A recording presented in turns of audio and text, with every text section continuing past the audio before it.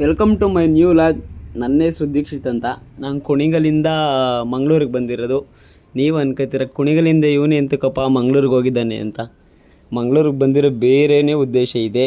ಏನು ಉದ್ದೇಶ ದೊಡ್ಡದೆಲ್ಲ ಏನಿಲ್ಲ, ಡಿಪ್ಲೊಮಾ ಮಾಡೋಣ ಅಂತ ಮಂಗಳೂರಲ್ಲಿ. ನೀವು ಅನ್ಕೋಬೋದು ಡಿಪ್ಲೊಮಾ ಮಾಡೋಕ್ಕೆ ಇವನು ಎಂತಕ್ಕಪ್ಪ ಕುಣಿಗಲಿಂದ ಮಂಗಳೂರಿಗೆ ಹೋಗಿದ್ದಾನೆ, ಇಲ್ಲೆಲ್ಲೂ ಡಿಪ್ಲೊಮಾ ಇರಲಿಲ್ವ ಕುಣಿಗಲ್ ಸುತ್ತಮುತ್ತ ಅಂತ.